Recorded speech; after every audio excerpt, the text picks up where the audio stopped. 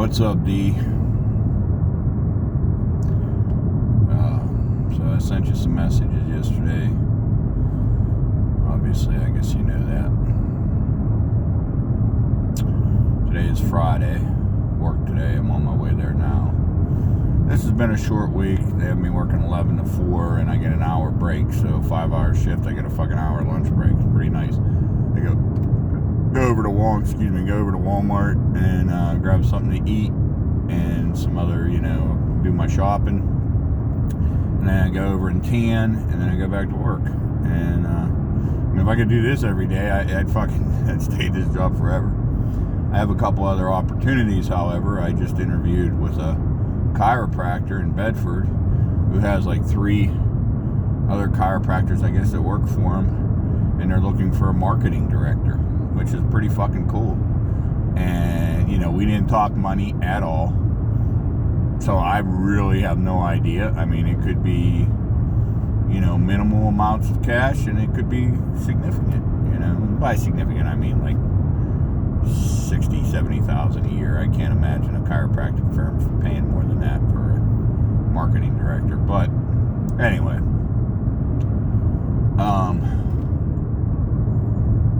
and then I also have an interview set up to work on the cruise ship, like a video Zoom call, which I don't know. I mean, I just think it'd be a fucking experience. From what Chad said, it's typically they sign you to a contract, so you work for so many months, and usually it's like between 3 and 6 month contract, and pays. It's not huge amounts of money, but it pays like $3,000 a month, $3,000 to $4,000 a month, and I could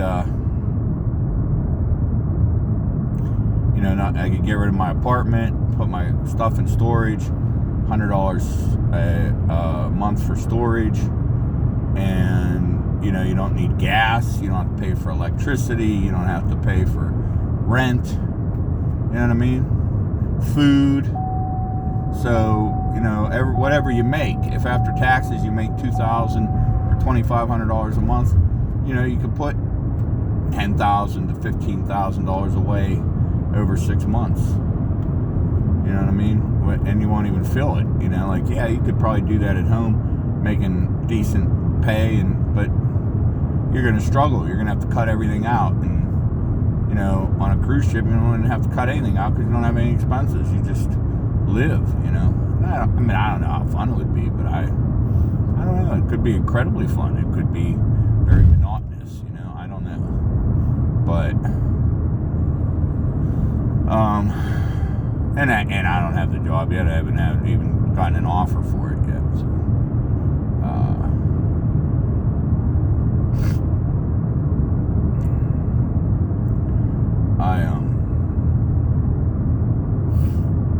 So, those are the things that I'm doing right now. The job I have now actually isn't bad, and I think they're going to let me do sales out of Altoona, so I wouldn't have to drive into Johnstown every day, and I just go out and, But I mean, it's door to door, knocking on doors, trying to get people to get lawn care services that run, $500 to $800 a year.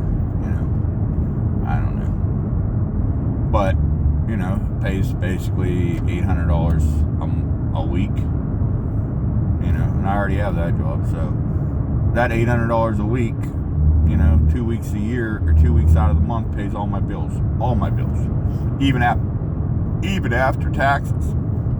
So, I could put away $1,600 a month in that job, living at home, having, an apartment.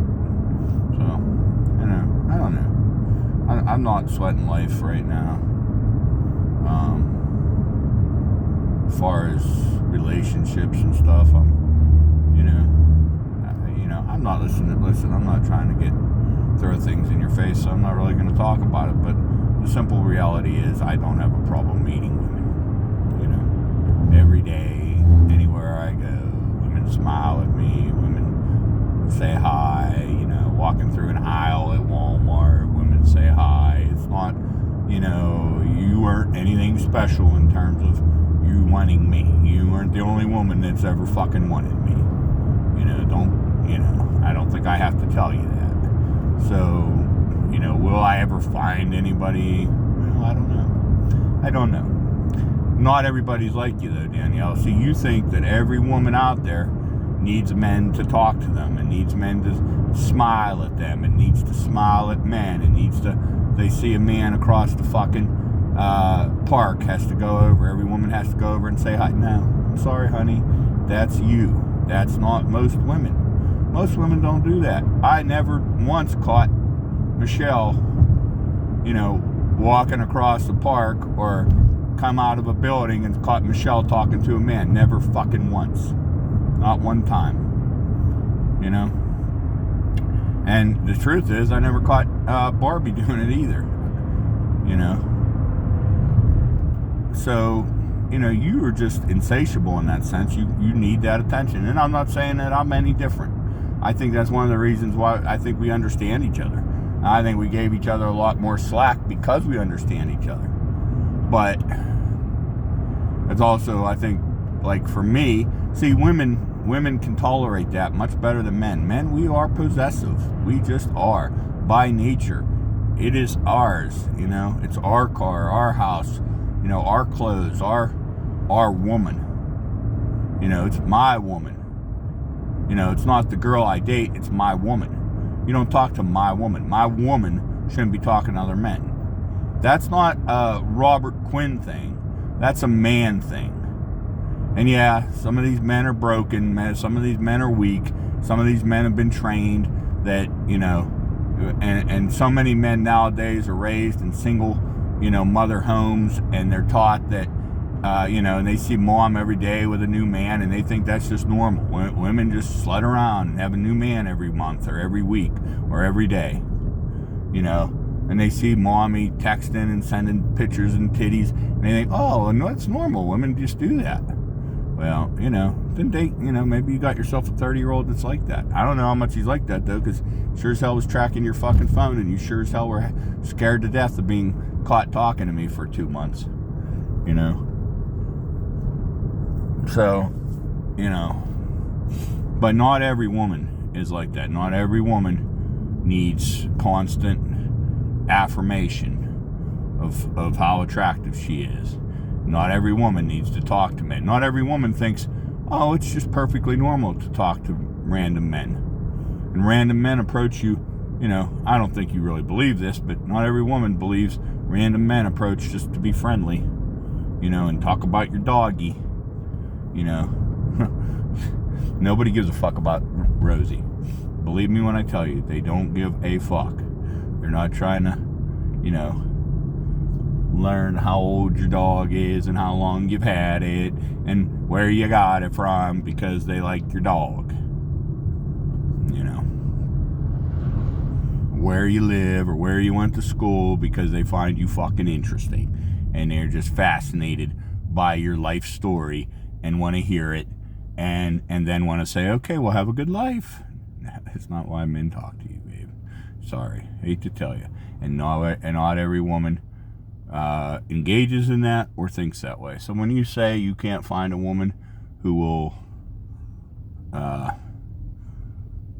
shun men, who will say, listen, I'm not interested, sorry, who won't walk across the park to talk to a man, who won't talk to, I've seen it from my own eyes when you worked at that goddamn poodle fucking, that hair, whatever you want to call it for dogs, clippers, whatever. I've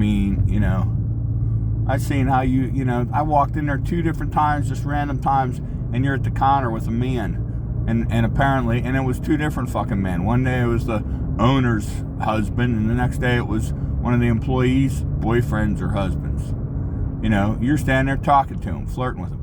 Most women wouldn't do that. And that's what got you fired from your career as a fucking in dental. That you were flirting with the dentist. And not only were you flirting with the dentist, but you were stupid enough to flirt with the dentist in front of his girlfriend who worked there and was your boss. You couldn't even you wanted that attention. You wanted that triangulation so badly that you lost your job over it. And not every fucking woman is like that, or women wouldn't be able to keep jobs. Because when a woman is like that, most men can't say no.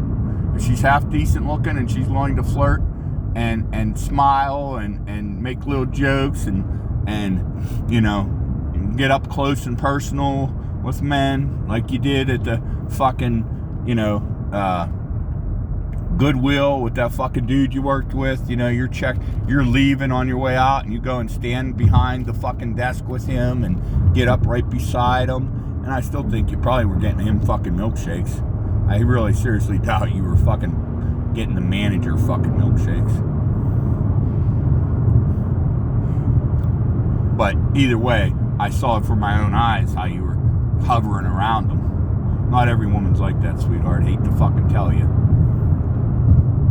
So when you say you'll never find a woman that you can trust because we're all like this and you can't handle this. No, you're not all like this. No, you're not all attention, you know, mongers. Anyway, but, you know, if you are, then I'll give you what you all deserve, which is dick down and left, you know? Because I won't do what I did with you and tolerate your bullshit, you know? And I've come to realize that you can't turn a hoe into a housewife. You can't turn a woman that's a flirt. And I'm not saying you're a straight up hoe. I think you are. But you can't take a woman who needs attention and craves validation from men and put her in a situation where she's not allowed to get it and thinks she's going to voluntarily just enjoy, you know, live happily. Because like you said, you were crushed by that. That made you feel suffocated because you internally need that. Your body needs, your brain, your chemicals, you need other men to tell you how pretty you are or to even just give you attention. You need it because you know what that attention is, because you know that men who are giving you attention are attracted to you and are trying to fuck you, and you crave that and you need that and your brain needs that and you get an endorphin rush from that. Whether you fuck them or not, you get off on it. And, you know, I thought by putting certain boundaries on you,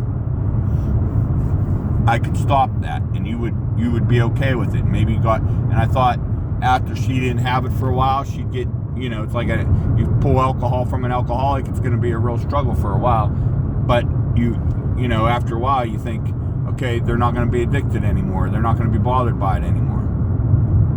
But, you know, and maybe they're okay. But then they get that one thing happens. They go past a bar, or they have to go into a bar to pick up a buddy, and all of a sudden the buddy says, hey, do you want a shot of, you know, tequila? And they're like, okay. And the next thing you know, they're in bars every fucking night. And that's what happened to you, you know. And I really don't think you ever gave up, men. I just think, you know, when I put the video camera or the video in your phone or whatever you want to call it, you recording you on your phone, you know, that year, that was what ended the relationship. Because now you didn't have the freedom to flirt with the nigger in the back of the job. You didn't have the freedom, you know, when he would come on Wednesdays. You got a big kick out of that. You made sure you worked every fucking Wednesday from you were either there at 9 or 11 every Wednesday. You didn't work any Wednesday nights. You worked every, you know, or maybe you worked one a month, but you worked every time that he was coming to deliver, and you made sure of it.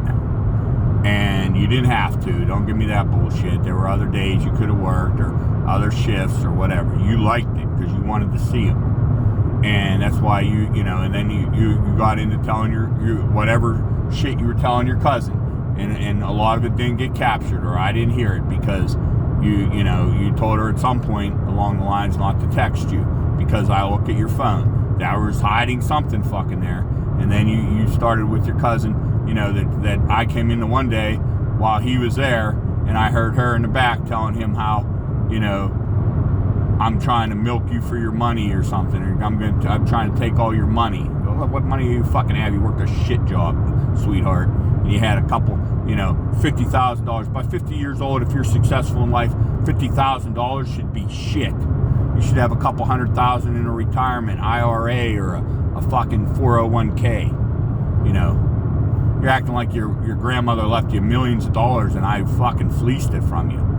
90% of what you fucking spent, that $50,000, was on your own fucking paying your own goddamn bills. And that house was never mine, and you wanted me to pay, but you never treated me like it was mine. You never said, Rob, what do you want to do? Do you want to stay here? Do you want to sell it? Do you want me to put your name? You never said nothing like that. You never said, you know, when we get married, I'm going to put your hot name on the house. You never said that to me. You never pushed to get married. You never said, you know, well, let's go and just go to the Justice of the Peace or to the courthouse and get a wedding license because I want you to be married to me and I want to put you on the house. You never made any efforts like that. Ever. Ever. Ever. So let's stop with the nonsense about how, you know, so what did you want me to do? Basically pay you rent? Well, I think I did my fair share. I provided you I cooked for you every fucking night. I fixed your broken shit, you know. And yeah, at the end, I broke some stuff because you were out whoring. Period. Yeah, I broke some shit. I punched some walls and broke a fucking table and bent your fucking, you know, couch. Okay? Your piece of shit couch that you got for free, you know.